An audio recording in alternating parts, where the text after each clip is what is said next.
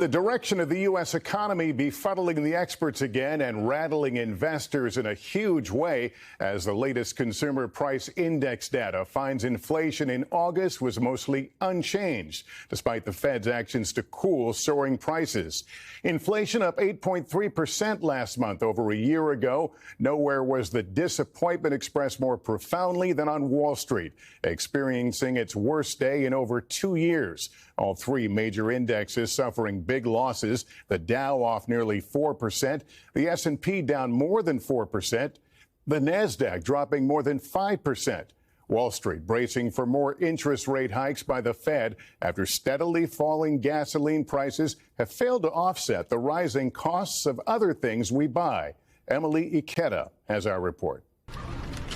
From the price tags in the checkout aisle to the cost of keeping the lights on and even the size of the rent check, new data today showing what so many Americans are feeling. The price of nearly everything is stubbornly high, up 8.3% compared to a year ago, putting more pressure on the Federal Reserve to continue aggressively raising interest rates when it meets next week. We have more to do, but we're getting there. The higher than expected inflation numbers, unwelcome news for President Biden, who today celebrated the passage of the Inflation Reduction Act. We had a vision, a plan, and we stuck to it.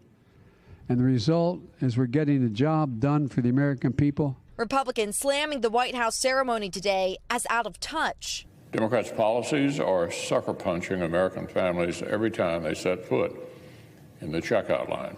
While the national average for a gallon of gas is now down $1.30 from the all-time high in June, it's still up 16% compared to a year ago.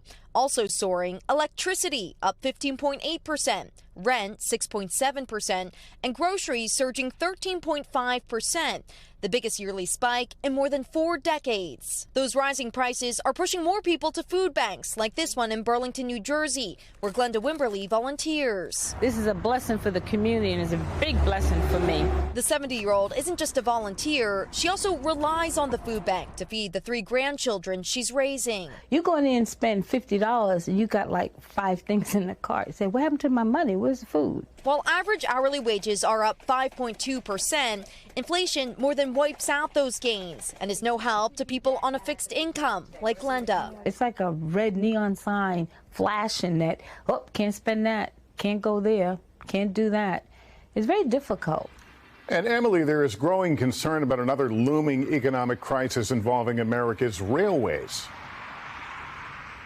Lester, that's right. Nearly 60,000 railroad workers could go on strike if an agreement over pay and scheduling isn't reached by Friday. Such a move would further snarl supply chains and could cause a travel nightmare. Already, Amtrak has preemptively canceled several long-distance routes that operate on freight lines. And Lester, that could be just the beginning.